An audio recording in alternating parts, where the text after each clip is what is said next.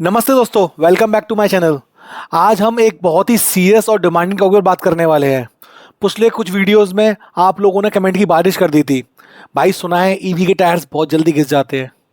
क्या Harrier EV के tyres सिर्फ 15 किलोमीटर चलते हैं और फिर वो ख़त्म हो जाते हैं? और ईवी के टायर्स इतने महंगे क्यों होते हैं? सच कहूँ तो कन्फ्यूजन बहुत ज़्यादा है। लोग डर रहे हैं कि ईवी ले तो लेंगे, लेकिन क्या हर साल 60-70 हज़ार के टायर डलवाने पड़ेंगे? तो आज मैं इस डर को हमेशा के लिए ख़त्म करने जा रहा हूँ।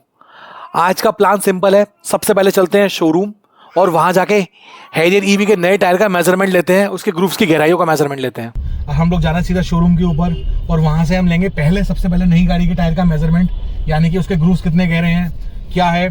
फिर हम चलेंगे मेरी गाड़ी के पास में, जाकि उस गाड़ी के अंदर 10 किलोमीटर चलने के बाद उसकी क्या कंडीशन टायरों की, वो सब हम डिस्कस करेंगे। और बाकी मैं आपको ईवी की थोड़ी इन्फॉर्मेशन और दूंगा कि ईवी के टायर ऐसे क्यों होते हैं, स्पेशल क्यों हैं, और ये सवाल ही क्यों निकल के आया कि भाई टायर घिस रहे हैं। क्योंकि टायर तो हम बहुत टाइम से यूज़ कर रहे हैं और गाड़ियों में भी, हैरियर पेट्रोल डीजल में भी कर रहे हैं, तो वो टायर इन टायर से अलग क्यों हैं। तो ये सब सवालों के आपको इस वीडियो में आंसर मिलने वाले हैं, तो बने रहिए इस वीडियो में। सबसे पहले चलते हैं शोरूम और टायर का करते हैं ग्रुप्स का मेजरमेंट। फ्रेंड्स, हम लोग पहुंच गए शोरूम पर।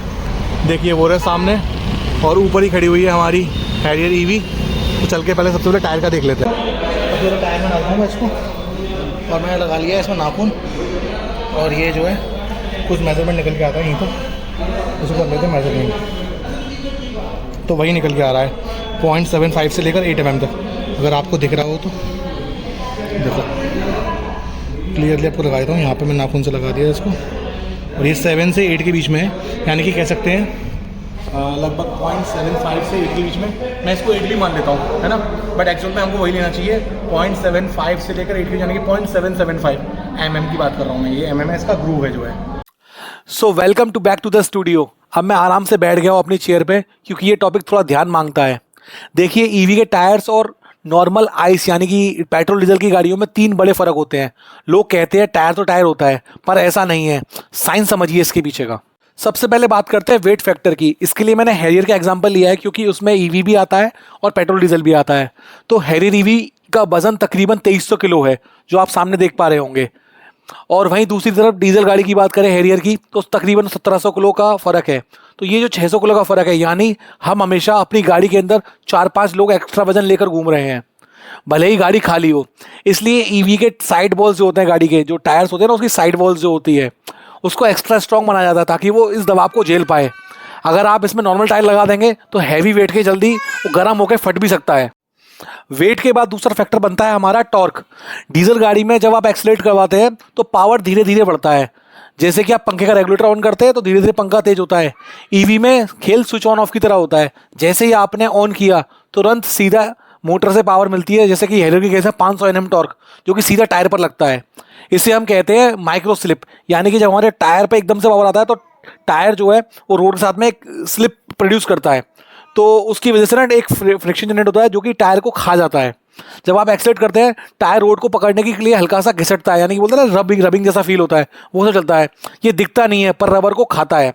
इसलिए ईवी का टायर रबर का कंपाउंड थोड़ा हार्ड और ड्यूरेबल माना जाता है। तो इसलिए ईवी थोड़ा सा जैसे बोले नॉर्मल टायर से अलग माना जाता है।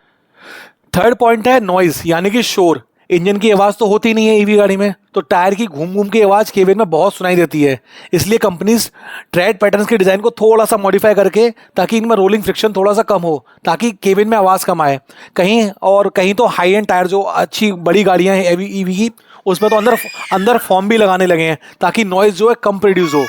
तो इसका पैटर्न भी थोड़ा सा अलग होता है, थ्रेड पैटर्न, और इसके अंदर ये एक एक्स्ट्रा फॉर्म भी लगा होता है जो टायरों को डिफरेंट बनाता है। अब आते हैं असली टेस्ट पर। अब चल के मेज़र करते हैं अपनी हैरियर ईवी, जो कि तकरीबन 9000 किलोमीटर चल चुकी है, और उसका हम एक बार गेज चेक कर लेते हैं। तो ये खड़ी सामने हमारी हैरियर ईवी। सबसे पहले चलते हैं इसके अंदर और चल के इसके मीटर की रीडिंग को 1 मिनट देख लेते हैं। हाँ, तो ये हो गई है 8945 किलोमीटर। तो लगभग मैं इसको 9000 किलोमीटर मान लेता हूँ। अब चल के टायर चेक कर लेते हैं। तो ये टायर में हमने पहले एक टायर देख लेते हैं, एक साइड का, और इसको जो है अभी जो है ये इसकी रीडिंग निकल के आ रही है। अगर मैं गेज में चेक करूं तो हाँ, ये दिख रही है मुझे लगभग 7 mm, एग्जैक्टली 7 mm मुझे दिख रही है यहाँ से। मतलब कि आप देखेंगे हाफ से थोड़ा सा ज़्यादा है। एंड अब दूसरा टायर देख लेते हैं, और ये भी इसको स्केल पे लगा के एक बार देख लेते, चेक कर लेते हैं। और ये भी हमारा जो है, अगर सामने से देखें हम लोग इसको, तो एग्जैक्टली 7 mm, तो 7 mm निकल के आता है। तो दोस्तों डेटा हमारे पास है नई गाड़ी का भी और पुरानी गाड़ी का भी।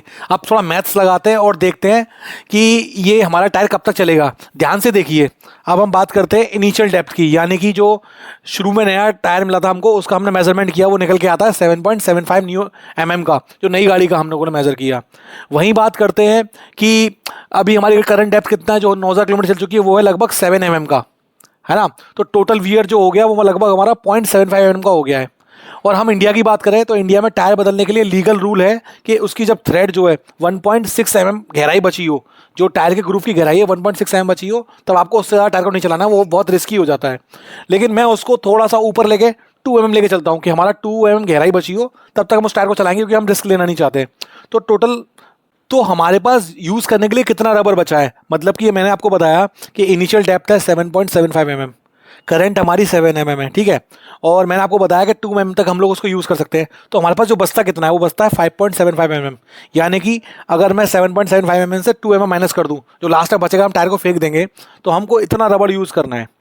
और इतना रबड़ यूज़ करने के लिए हम अभी हम 0.75 के अंदर जो है गाड़ी को 9,000 किलोमीटर चला चुके हैं। अगर हम इसको अब कैलकुलेट करते हैं, यानी कि 5.75 डिवाइड बाय 0.75 इंटू 9,000 किलोमीटर, तो निकल के आता है टायर की जो लाइफ होने वाली है वो लगभग 69,000 किलोमीटर, यानी कि मैं मोटा मोटा कह सकता हूँ 70,000 किलोमीटर हमारा ये टायर चलने वाला है। सो जो लोग कह रहे हैं कि सभी ईवी टायर्स, गाड़ी के टायर जो है 15 से 20,000 किलोमीटर में ख़त्म हो जाते हैं, वो गलत है। वो तब होता है जब आप ट्रैफिक लाइट पर ड्रैग रेस करने लगते हैं, मतलब जब भी आप रुकते हो, एकदम सडन एक्सीलेटर देते हो और गाड़ी से रेस लगाते हो, या फिर अपनी टाइम पर अपनी गाड़ी का अलाइनमेंट चेक नहीं कराते हैं। तो आपका टायर जो है लगभग, मैं मान के चलता हूँ, अगर नया कंडीशन लोगे, ऐसा कुछ कंडीशन होगी जैसे कि मेरी गाड़ी का टायर की कंडीशन अभी इस समय ये है 9,000 किलोमीटर, और जब तक इसकी लाइफ खत्म होगी तो टायर वो कुछ ऐसा देखेगा, जब हमारा उसका बदलने का टाइम आ जाएगा तो लगभग वो 70,000 किलोमीटर चल चुका होगा। तो वीडियो खत्म करने से पहले मैं आपको कुछ प्रो टिप्स देना चाहता हूं, जिससे आपकी गाड़ी की टायर की लाइफ बढ़ सकती है। यानी कि आपको सबसे पहले तो ड्राई स्टीयरिंग नहीं करना है, यानी कि खड़ी गाड़ी के अंदर आपको गाड़ी के पहिए को नहीं घुमाना है, ताकि इससा करने से गाड़ी का वजन तो बहुत ज़्यादा है, 2.3 टन, जैसे कि ईवी गाड़ी का वजन बहुत ज़्यादा होता है, तो टायर वहीं घिसटता रहता है। ये छोटी छोटी आदतें ना आपके टायर की लाइफ को थोड़ा सा कम कर देती हैं। तो गाड़ी को जब आप मूव करें तभी आप उसको स्टीयरिंग को घुमाएं, तो ड्राइंग स्टीयरिंग को अवॉइड करना चाहिए। सेकेंड चीज़ निकल के आती है अलाइनमेंट। एक ईवी एक बहुत भारी गाड़ी होती है, उसका सस्पेंशन अलाइनमेंट बहुत जल्दी आउट हो सकता है। तो आप जब भी आप सर्विस कराएं, आपकी मेजर सर्विस होती है जैसे कि हैरियर की होती है 15,000 किलोमीटर पे, तो 15,000 किलोमीटर या 10,000 किलोमीटर पे आप अलाइनमेंट एक बार चेक करवा लीजिए, वरना आपका टायर एक साइड से गंजा हो जाएगा। उसके बाद अगला पॉइंट आता है टायर रोटेशन, यानी कि अब जैसे कि Harrier EV rear wheel drive है और आपकी XCV9 फ्रंट व्हील ड्राइव है, तो जिसमें आपकी मोटर डायरेक्टली कनेक्टेड होती है, तो वो टायर ज़्यादा जल्दी घिसते हैं। तो आप टाइम से रोटेशन करा लेंगे तो बैलेंस रहेगा टायरों के अंदर, तो आपके चारों टायर एक टाइप से वियर होंगे। ऐसा नहीं है कि पीछे के टायर ज़्यादा घिस गए या आगे के टायर ज़्यादा घिस गए, तो आपको टायर रोटेशन भी कराना चाहिए। उसके बाद आता है टायर प्रेशर रिकमेंडेशन।